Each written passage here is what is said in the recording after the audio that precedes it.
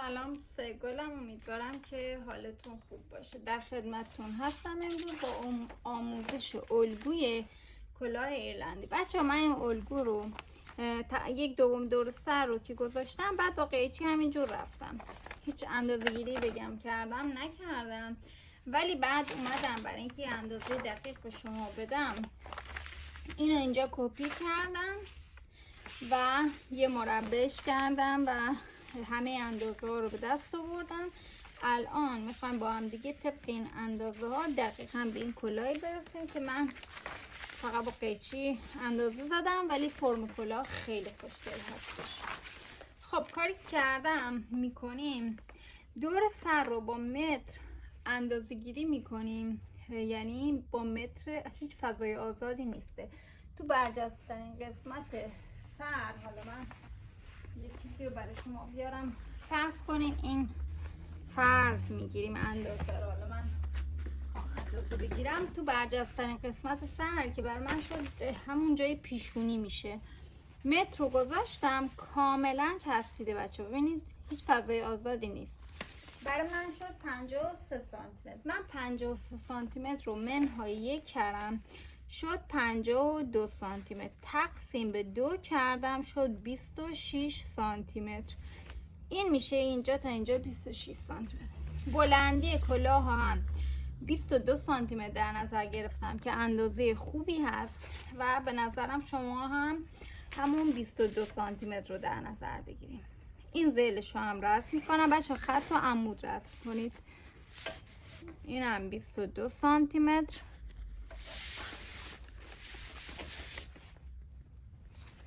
اینجا رو به اینجا هم رسم میکنیم که اگه این خط و عمود کشیده باشین الان اینجا تا اینجا 26 سانتی متر هستش.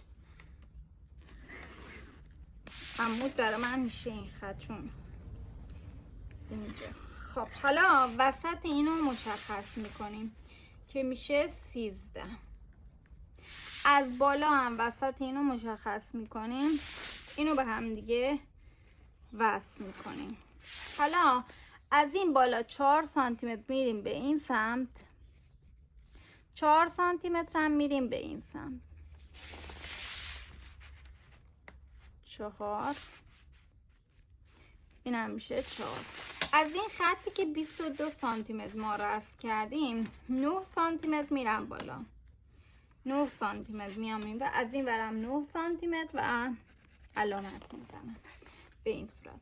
از این گوشه مستطیلمون به صورت 45 درجه به این صورت به اندازه 5 سانتی متر و نیم میایم داخل، 5 سانتی و نیم اینجا میشه.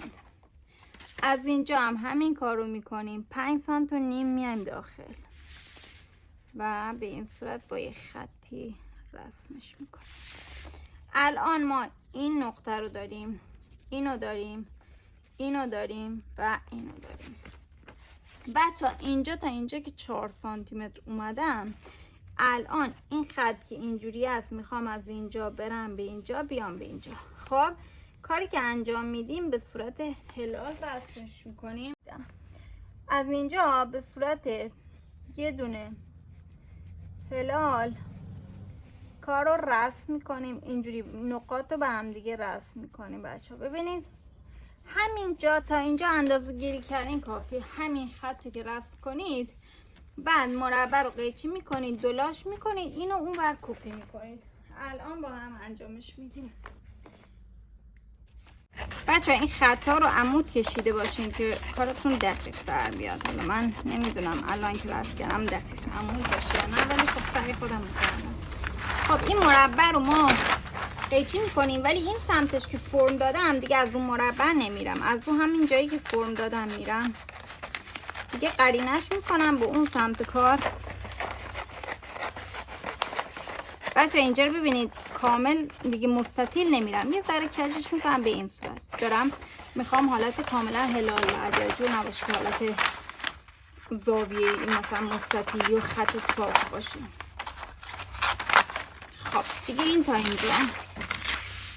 حالا از این وسط تا میزنم کارم رو به این صورت. بچه ها ببینید من الان کاملا برای من حالت قائمه نشده، ولی گفتم که شما دقیق کارتون در بیارین که کارتون دقیق بیاد که این زاویه خطایی که میکشین 90 درجه باشه.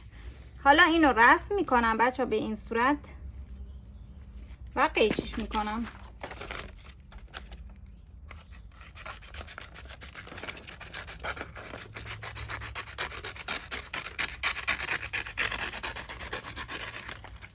اینم از کلاه.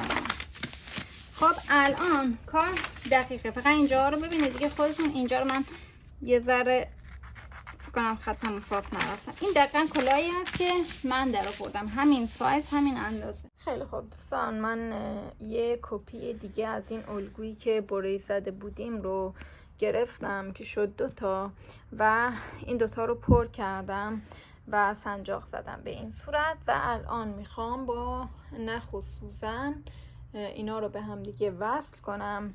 الان با نخ و سوزن اینو جدا به هم دیگه وصل میکنم، اینو هم جدا به هم دیگه وصل میکنم. بعد که خیلی خوب بچه من این 2 تا تیکه کلاه رو دوختم. این یه سمت کار هست، اینم یه سمت دیگه هست.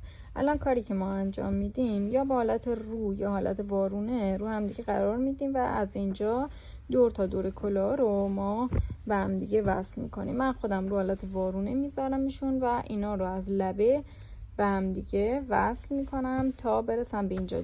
پایین کلاه رو ما دوختی انجام نمیدیم، فقط اون حالت نیم دایره بالا رو تا اونجا میدوزیم.